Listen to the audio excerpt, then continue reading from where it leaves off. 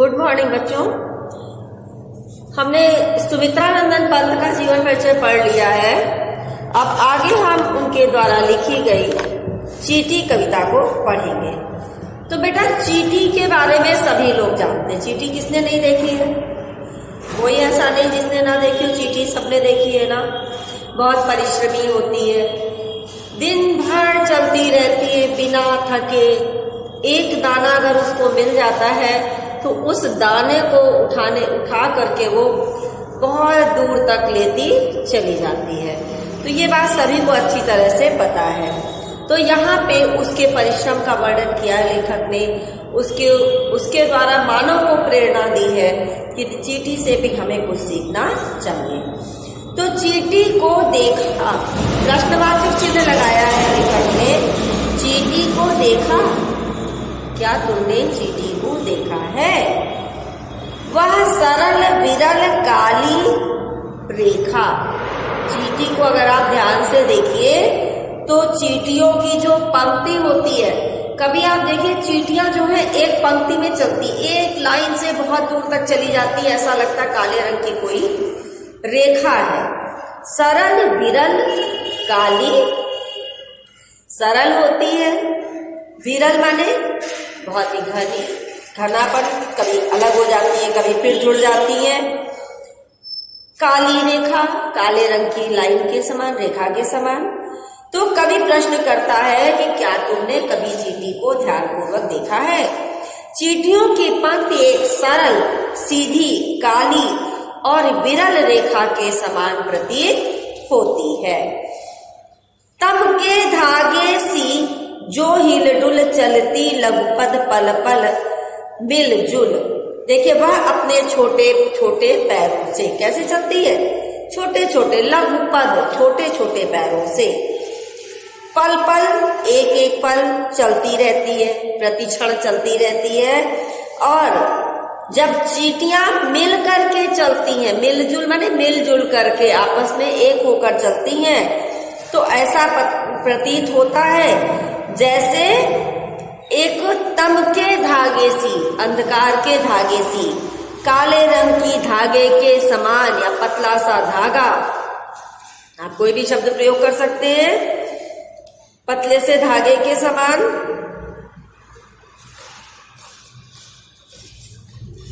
हिल डुल रहा हो, ऐसा लगता है कि जैसे कोई पतला सा धागा पड़ा हुआ है और वो हिल रहा है, क्योंकि चींटियां चलती हुई हिलती हुई प्रतीत होती हैं। वह है पिपीलिका पांच। पिपीलिका माने बेटा चींटी होता है। वह चींटियों की पंक्ति है। देखो ना किस भांति काम करती वह सतत। आप देखिए कि वह किस प्रकार से निरंतर कार्य करती रहती है। सतत माने लगातार कार्य करती रहती है। वह काम करती, सतत माने निरंतर काम करती रहती है। कण कण चुनकर चुनती अविरत, लगातार एक एक कण को चुनती रहती है। देखिए, एक अगर कहीं जरा सी चीनी फैल जाए तो आप देखिए एक एक चींटी और एक एक दाना उठा करके लेके चली जाती। कभी कभी तो दाना बहुत भारी होता है, चींटी से ज्यादा वजनदार होता है, तो वो कभी एक तरफ से खींचती है, फिर कभी दूसरी तरफ से खींचती है, घुमा फिरा करके वो अपने साथ ले जाती है। तो लेखक क्या कह रहा है? चींटियों की पंक्ति, जो कतार है, उसको तुम ध्यान से देखो कि वह किस प्रकार से निरंतर चलती रहती है और निरंतर अपने काम में लगी रहती है, जुटी रहती है। और वह अपने परिवार के लिए छोटे छोटे उपयोगी कणों को बिना रुके लगातार चुनती रहती है। वो जो एक एक कण चुनती है तो क्या करती है? सब खा नहीं जाती है, एक एक कण ले जा करके धीरे धीरे अपने बिल में रख लेती है, ताकि हमारे बच्चे खा सके, आगे हमारे काम आ सके, हम जब चाहेंगे तब खा लेंगे। गाय चराती, धूप खिलाती, बच्चों की निगरानी करती, लड़ती, अरि से तनिक न डरती, दल के दल सेना सवारती, घर आंगन जनपद बुहारती। अविरत माने बिना रुके होता बेटा। आरी माने शत्रु, बुहारती माने साफ करती है, सतत माने निरंतर। तो चींटी क्या करती है? लगातार, ठीक है। इतना ही नहीं, उसका अपना एक घर समाज होता है, चींटी का भी एक घर समाज होता है। वह गाय चराती है और उन्हें धूप खिलाती है। चींटियों का जो बेटा परिवार होता है वो कैसा होता है? आप कभी देखा है, अगर आपने घर में थोड़ी सी मिट्टी हो तो बीच में एक होल बन जाता है और किनारे किनारे सूखी मिट्टी रहती है, और उस पे अगर आपने पैर रख दिया तो चींटियां आपको काट लेती हैं। उसमें वो अपने अंडे देती है जिसमें उनके बच्चे होते हैं, उनकी वो सुरक्षा करती रहती है। वो गाय चराती हैं और उन्हें धूप खिलाती हैं। प्राणी शास्त्रियों के अनुसार, प्राणी शास्त्री माने जो जीव विज्ञान, जीव शास्त्री, जीव के बारे में जानते हैं, उनका कहना है कि चींटियों में भी गाय होती हैं, ठीक है। चींटियों में क्या होती है? गाय होती हैं। वे अपने बच्चों की देखभाल करती, वो जो गाय चींटियां होती हैं वो क्या करती हैं? अपने बच्चों की देखभाल करती हैं और अपने शत्रुओं से निर्भय होकर लड़ती हैं। आप देखिए, चींटी बहुत छोटी होती, हाथी बहुत बड़ा होता है, लेकिन अगर एक चींटी हाथी की सूंड में चली जाए तो उसकी मृत्यु का कारण बन जाती है। तो चींटियां शत्रु से बिना डरे हुए लड़ती हैं। अगर उनके बिल पे कहीं पैर पड़ गया और वहां चींटियां है तो पूरे पैर में चिपक जाएंगी बुरी तरह से और आपको काट लेंगी। क्यों? क्योंकि उन्हें है, ये होता है ना मेरे बच्चों को नुकसान पहुंचेगा, इसलिए वो अपनी सुरक्षा के लिए आपसे लड़ती है। अपनी सेना सजाती है, घर आंगन, ठीक है, अपनी सेना सजाती है तथा घर आंगन और रास्ते को साफ करती प्रतीत होती है। आप कोई भी चीज गिर जाए, देखिए चींटियां उठा के ले जाती, वो जगह अपने आप साफ हो जाती है। इस तरह से क्या होता है? चींटियां एक सफाई कर्मचारी है जो छोटे छोटे कणों को उठा ले जाती है और जगह को साफ कर देती है। यहां पर बेटा काव्य का सौंदर्य देखिएगा। इन पंक्तियों में चींटी की कर्मठता, श्रमशीलता का वर्णन किया गया है, उस पर प्रकाश डाला गया है।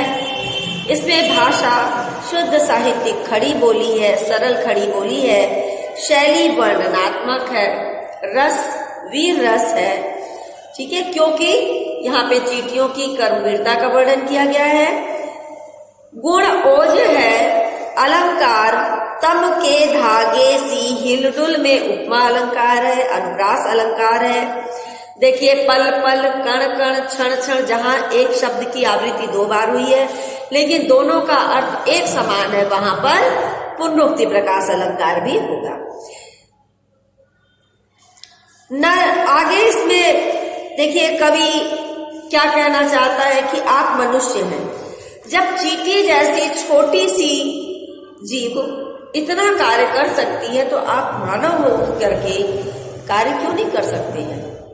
चींटी को कभी देखो दीवार पे चढ़ती रहती है और फिर गिर जाती है, लेकिन फिर वो वहीं से चढ़ना शुरू कर देती। चींटी कभी भी हार नहीं मानती है, तो हम मानव हो के हार क्यों मान जाते हैं? तो यहाँ पे कवि मानव को प्रेरित करते हुए कह रहा है कि आप भी चींटियों से प्रेरणा लीजिए। अगर हम देखें भाव साम्य कहाँ से मैच करेंगे, तो भाव साम्य में होगा नर हो न निराश करो मन को, कुछ काम करो कुछ काम करो, जग में रहकर कुछ नाम करो। नेक्स्ट है बेटा इसके बाद, चींटी है प्राणी सामाजिक, वह श्रमजीवी, वह सुनागरिक। चींटी क्या है? सामाजिक प्राणी है। देखिए, चींटी हमेशा समाज में रहती, घरों में रहती है लोगों के, ठीक है ना। जहां पे बिल्कुल निर्जन स्थान होगा वहां पे चींटी भी नहीं मिलेगी। चींटियां भी वहीं मिलेंगी जहां पे पौधे होंगे, अन्न होगा, दाने होंगे, जहां पे परिवार घर होता है, समाज के अंदर रहती है। इसलिए चींटी को सामाजिक प्राणी कहा जाता है। वह श्रमजीवी, वह परिश्रम करते हुए जीवन को जीने वाली है, ठीक है। श्रमजीवी माने क्या होता है? परिश्रम करके जीने वाली, परिश्रम करके जीने वाली है। इसलिए वह सुनागरिक, वह एक अच्छे नागरिक है के समान है। उसमें एक अच्छे नागरिक होने के सभी गुण विद्यमान है। देखा चींटी को उसके जी को, क्या तुमने कभी ध्यान से उस चींटी को देखा है? कि वह किस प्रकार से अपने कार्य को करती है। वो छोटा सा हृदय उसका कैसे कार्य करता है। भूरे बालों की सी कतरन, छिपा नहीं उसका छोटापन। क्या कह रहे हैं कि चींटी जो है बहुत छोटी है, लेकिन उसका हृदय, उसका आत्मबल बहुत विशाल है। चींटियों की पंक्ति भूरे बालों की कतरन के समान दिखाई देती। देखिए, कभी चींटी काले रंग की होती है, कुछ चींटियां लाल हल्के भूरे रंग की होती है। तो यहाँ भूरी रंग की चींटियों की बात करते हुए कवि कह रहे हैं कि वह बालों की कतरन के समान दिखाई देती। जैसे भूरे बालों की कतरन होती है, उसी तरह से वो चींटी महीन महीन दिखाई देती। वो चींटियां बहुत छोटी होती हैं।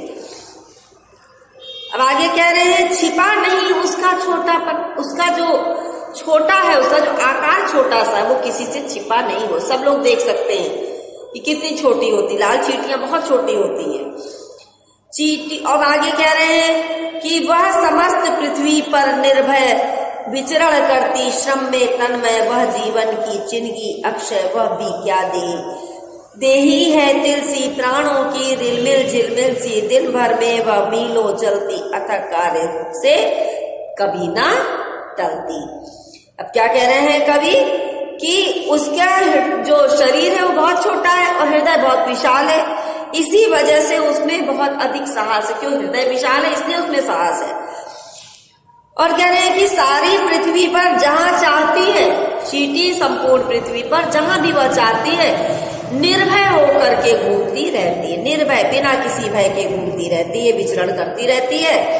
उसे किसी भी स्थान पर घूमने से, जाने से बिल्कुल भय नहीं लगता है। विचरण करती, श्रम में तन्मय, और वह परिश्रम करते हुए, भोजन को एकत्र करते हुए, तल्लीन होकर, मतलब एकाग्रचित होकर के घूमती रहती है, विचरण करती रहती है, अपने लिए भोजन को जुटाती रहती है। वह जीवन की अक्षय जिंदगी। कह रहे चींटी श्रम की साकार मूर्ति है। उसको देख करके आप परिश्रम का अनुमान लगा सकते हो कि कितनी परिश्रमी होती है। वह जीवन में कभी ना नष्ट होने वाली चिंगारी है। एक ऐसी आग जो जीवन में कभी भी नष्ट नहीं होती, उसके समान है। चींटी एक लघु प्राणी है। कह रहे चींटी क्या है? वह भी क्या देही है तिलसी। तिल माने सबसे छोटा, तिल बहुत छोटा होता है, तो तिल के समान छोटा सा उसका शरीर है। तो कह रहे वह भी क्या है? छोटा सा तिल के समान उसका एक शरीर है मात्र। बहुत छोटा प्राणी है, परंतु उसमें जीवन की संपूर्ण ज्योति जगमगाती रहती है। प्राणों की रिलमिल झिलमिल सी, उसके प्राणों की ज्योति, उसके हृदय का प्रकाश सब जगह जगमगाता रहता है। आगे कवि क्या कह रहा है? दिन भर में वह मीलों चलती। वह छोटी सी जो चींटी है, अत्यंत छोटी होने के बाद भी, तिल के समान छोटे शरीर की में हो के, छोटे से शरीर की होने के बाद भी उसमें शक्ति भरी हुई है। वो इधर उधर घूमती रहती है, मीलों तक लंबी यात्रा करती है और कभी भी न थकती है न रुकती है। वह निरंतर काम में जुटी रहती है और कह रहे हैं कि अथक कार्य से कभी न टलती। चाहे जितना कठिन कार्य हो, लेकिन वो कभी उसको टालती नहीं है। धूप, छांव, शीत, वर्षा, कैसा भी मौसम हो, वह अपने कार्य को निरंतर करती रहती है। बेटा, यहाँ भी आपका साहित्यिक खड़ी बोली है, सरस खड़ी बोली है। शैली वर्णनात्मक है, वीर रस है। अलंकार भूरे बालों की सी कतरन में उपमा अलंकार है। रिलमिल झिलमिल में अनुप्रास अलंकार है। गुण ओज मिश्रित प्रसाद है। ठीक है, अब आप इसको कॉपी पे करेंगे व्याख्या को समझ के। Thank you.